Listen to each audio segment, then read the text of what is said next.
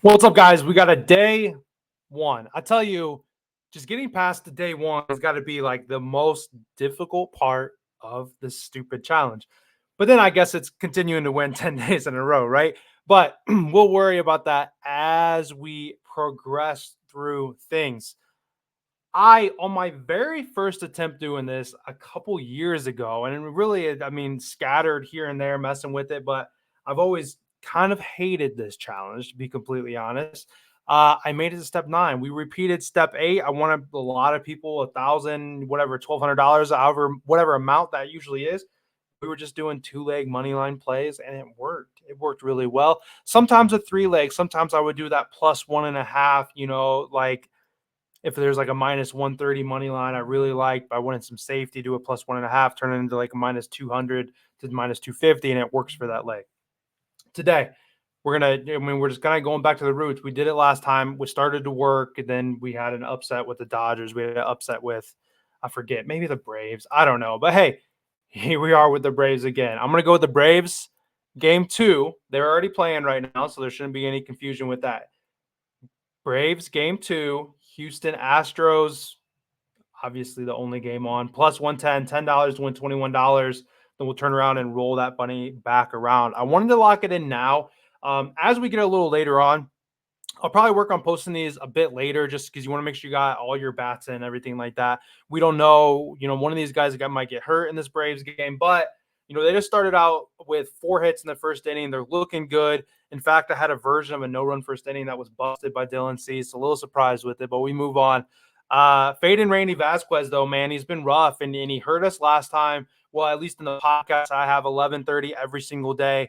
Lunchtime in the lab. At the very end, there will be a link to this video. You could check it out. It'll kind of pops up on the screen.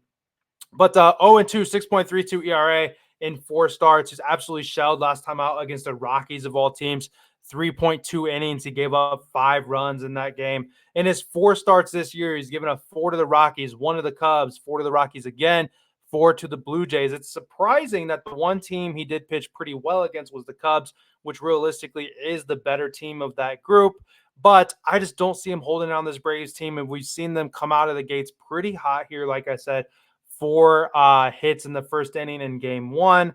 Chris Sale going for the Braves, who's 6-1 with a 2.54 ERA. At home, he is 5-0 in 5 starts with a 1.67 ERA. So we certainly have a fantastic advantage with Chris Sale on the mound. Talking about the Astros real quick here.